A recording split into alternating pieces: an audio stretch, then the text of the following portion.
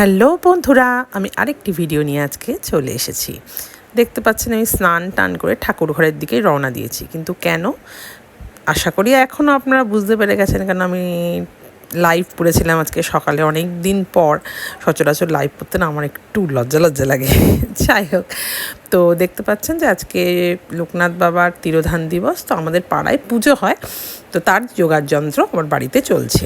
শাশুড়ি মা নিত্য পুজো করে মানে আমার পুজোর জন্য জোগাড় করে দিয়েছিলেন আর কি। কারণ আমাকে সকালবেলা রান্না বান্না করে হাজব্যান্ডের অফিসের ভাতটা ওকে রেডি করে ও নিজের খেয়ে অফিস বেরিয়ে গেল। দেন আমি চান টান করে ঠাকুর ঘরে গেলাম। গিয়ে দেখছি আমার শাশুড়ি মা যথারীতি পায়ে সুজি মোটামুটি করেই রেখেছে। আমি ফল কাটলাম এবং যা করতে হয় আর কি সেগুলো করে সোজা একেবারে দুর্গা মন্দিরে চলে এসেছিলাম।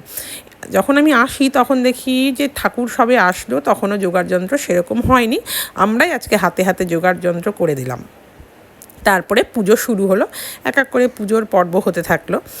লোকনাথ বাবাকে আমি মানি বহু দিন ধরে। আমি হয়তো আগের ভিডিওতেও একবার বলেছিলাম যে আজ নয়, বহু বছর আগে এক দিদির কথা শুনে এই লোকনাথ বাবার ওপর আমার বিশ্বাস, সেই আস্থা, সেই বিশ্বাস এখনও বিরাজমান। তো কি বলবো, যখনই কোনো সংকট আসে বা যখনই কোনো অস্থির হয় মন, যখনই মনে হয় যে পাশে কাউকে দরকার, তখনই কিন্তু আমি বাবাকে স্মরণ করেছি। বাবার নাম নেই মানে নেওয়ার মধ্যে একটা শান্তি আছে, তো সেটা আমি চিরদিনই খুঁজে পাই, এখনও পাই। তাই বাবার ওপর আস্থা আমি এখনও হারাইনি, আশা করি মৃত্যুর আগে অবধি হারাবো না। তো বাবার পুজো হতে থাকলো, আস্তে আস্তে যজ্ঞ হলো, আরতি হলো, অঞ্জলি হলো। এবং পুজোর পর আমার মেয়েকে ডাকলাম, ও বাড়িতেই ছিল। ওকে ডেকে বললাম তুই প্রসাদগুলো নিয়ে যা, কারণ অনেক প্রসাদ আমি পায়েস টায়েস সুজি টুজি ফল যা বাবার ভালো লাগে সেটাই দেওয়ার মতন মানে দেওয়ার চেষ্টা করি আর কি। তো সেগুলো দিয়ে আমি মেয়েকে বললাম যে তুই এগুলো নিয়ে চলে যা, আমি একটু প্রসাদগুলো দিয়ে দিই, কেন সবাই প্রসাদের জন্য একটু অপেক্ষা করে।